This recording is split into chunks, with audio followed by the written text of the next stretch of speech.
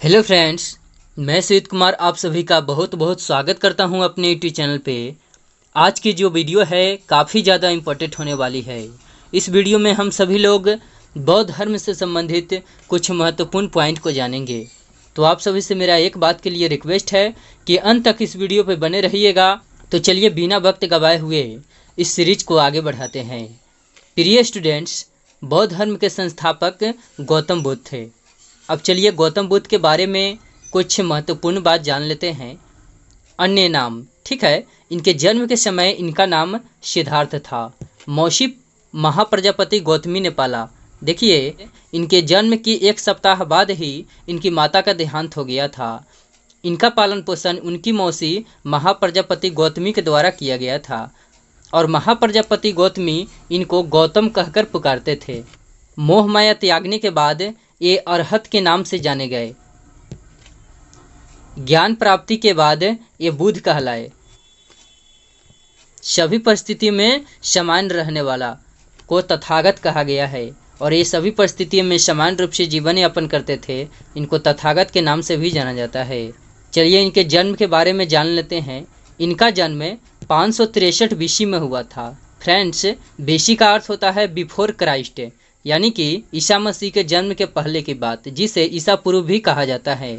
और मृत्यु का बात किया जाए तो इनका मृत्यु 483 बीसी में हुआ था, यानी 483 ईसा पूर्व में हुआ था। लगभग 80 वर्षों की आयु में इनका मृत्यु हो गया था।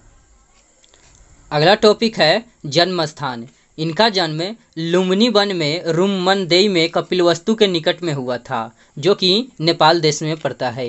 इनके पिता का नाम शुद्धोधन था, जो शाक्य कुल के प्रमुख राजा थे। इनकी माता का नाम महामाया देवी था, जो कोलिया गणराज की कन्या थी। अगला टॉपिक है पालने वाली माता। प्रिय स्टूडेंट्स, इस बात को हम बता चुके हैं कि गौतम बुद्ध के जन्म के एक सप्ताह बाद ही उनकी माता का देहांत हो गया था। इस प्रकार उनका पालन पोषण उनकी मौसी महाप्रजापति गौतमी के द्वारा किया गया था। पत्नी, प्रिय स्टूडेंट्स, गौतम बुद्ध को 16 वर्ष की आयु में ही विवाह हो गया था और उनकी पत्नी का नाम यशोधरा था। यशोधरा का अन्य नाम क्या था? तो यशोधरा का अन्य नाम बिम्बा, गोपा, भाद्रक, चच्छन के नाम से भी जाना जाता है।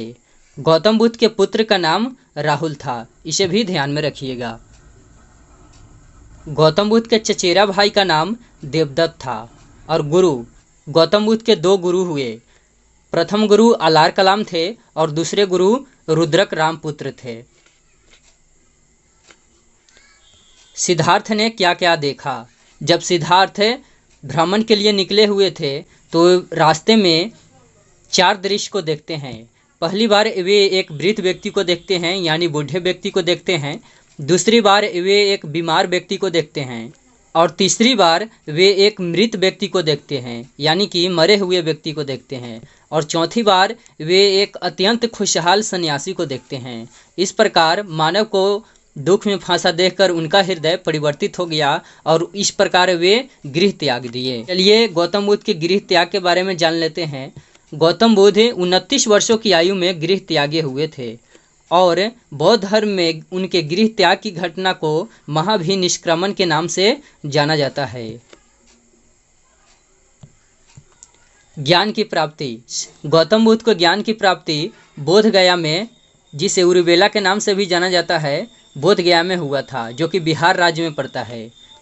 गौतम बुद्ध को ज्ञान की प्राप्ति निरंजना नदी के किनारे हुआ था, जिसे फल्गु नदी के नाम से भी जाना जाता है। और इनको पीपल वृक्ष के नीचे ज्ञान की प्राप्ति हुआ था, जिसे बोधि वृक्ष के नाम से जाना जाता है। और एक और बात को ध्यान में रखिएगा फ्रेंड्स, गौतम बुद्ध को ज्ञान की प्राप्ति 6 वर्षों के कठोर साधना के बाद में हुआ था। 35 वर्षों की आयु में, 29 वर्षों की आयु में गृह त्यागे हुए थे और 6 वर्षों के कठोर साधना के बाद उनको ज्ञान की प्राप्ति हुआ था, यानी कि 35 वर्षों की आयु में उनको ज्ञान की प्राप्ति हुई थी। अगला टॉपिक है ज्ञान प्रदान किया। गौतम बुद्ध अपना प्रथम उपदेश सारनाथ में दिए हुए थे। सारनाथ उत्तर प्रदेश राज्य में पड़ता है और गौतम बुद्ध के प्रथम उपदेश को बौद्ध धर्म में धर्म चक्र प्रवर्तन कहा जाता है, जो कि बहुत ही महत्वपूर्ण पॉइंट है, इसे ध्यान में रखिएगा। गौतम बुद्ध की मृत्यु कुशीनारा में हुआ था, जिसे कुशीनगर के नाम से भी जाना जाता है। और ये उत्तर प्रदेश राज्य में पड़ता है। ठीक है, उनका मृत्यु 483 ईसा पूर्व में हुआ था।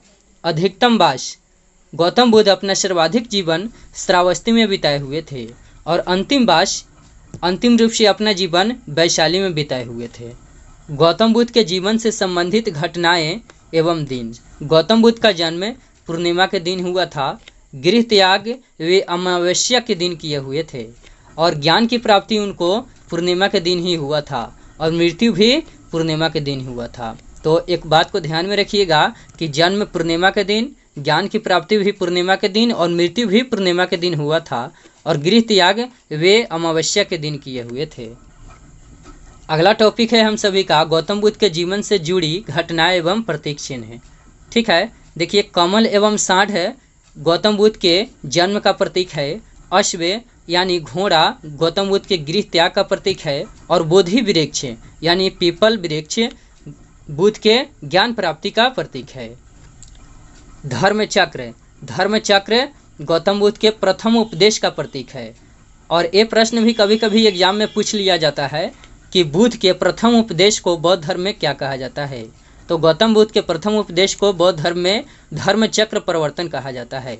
और देखिए स्तूप गौतम बुद्ध के मृत्यु का प्रतीक है। ये प्रश्न भी कभी कभी पूछ लिया जाता है कि स्तूप शब्द किस धर्म से जुड़ा हुआ है। तो स्तूप शब्द बौद्ध धर्म से जुड़ा हुआ है।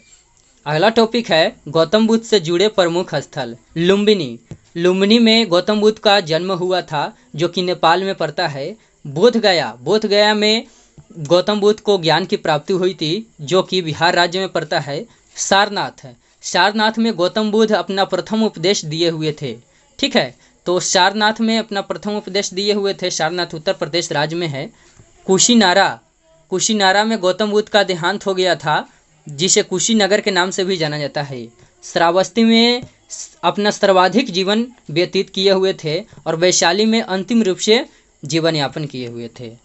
फ्रेंड्स, ये मेरा पार्ट 1 था। पार्ट 2 का लिंक इसी वीडियो के डिस्क्रिप्शन बॉक्स में दे दिया जाएगा, उसे भी निश्चित रूप से आप सभी वॉच कीजिएगा। उम्मीद करते हैं कि आप सभी को ये वीडियो बहुत ही अच्छा लगा होगा। यदि अच्छा लगा है तो चैनल को सब्सक्राइब करके बेल आइकन को प्रेस कर लीजिएगा। Thanks for watching.